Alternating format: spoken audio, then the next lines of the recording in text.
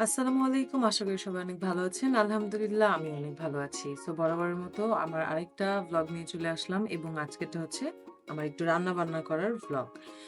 আমি এখানে fried rice করেছিলাম, চাইনিজ ভেজিটেবল করেছিলাম আর চিকেন ফ্রাই। আমি চালটা সিদ্ধ করার জন্য বসিয়ে দেই। আর ভেজিটেবলের মধ্যে পেঁপে, গাজর আর বরবটি নেই। আর তারপর হচ্ছে যে ভেজিটেবল গুলো আমি এখানে 70-80% আমি সিদ্ধ করে নিই। আর পাশাপাশি হচ্ছে যে কিছু হাড় সহ আমি চিকেন মানে ভালোভাবে সিদ্ধ করে নিই হালকা পাতলা একটু মসলা-টসলা দিয়ে। তারপরে হচ্ছে যে আপনার ফ্রাইড রাইসটা আমি করে নেই। এগুলো করার মাঝখানে। যেহেতু একা ভিডিও করছি, সম্পূর্ণ ভিডিও আসলে করা পসিবল হয় না।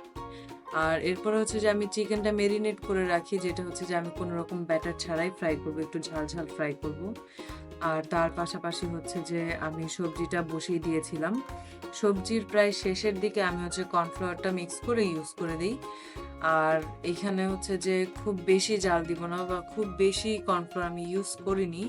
কারণ হচ্ছে যে এটা নরমাল ঠান্ডা হয়ে যাওয়ার পরে যদি বেশি ইউজ করি বা একদম বেশি জাল দিয়ে ঝোলটা মানে কমিয়ে ফেলি, তখন হচ্ছে যে ভালো লাগবে না, বেশি গাঢ় লাগবে।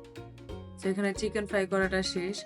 তারপর হচ্ছে যে একটু প্রেজেন্টেবল ভাবে আমি খাবারটা নিয়ে কয়েকটা ক্লিপ নিয়ে নিই। অ্যান্ড দেন হচ্ছে যে আমি খাওয়া-দাওয়া করি। খাওয়া-দাওয়া করার সময় হচ্ছে যে আমি আমার ফেভারিট একটা সিরিজ দেখছিলাম রিসেন্টলি। এনিমে সিরিজ, যেটা কিনা আমার খুবই ভালো লাগছে। আমি জানি না কারা, কারা আপনারা এনিমে পছন্দ করেন। বাট আমি এত একটা ফ্যান ছিলাম না বা এখনো হয়তোবা না, বাট এই সিরিজটা আমার খুবই ভালো লাগছে। এরপর যেহেতু অনেক গরম পড়েছিল, আমি একটু কোল্ড কফি বানিয়ে নেই। ব্লাক কফি দিয়ে, কোনরকম চিনি-টিনি ছাড়া। এই, ধন্যবাদ।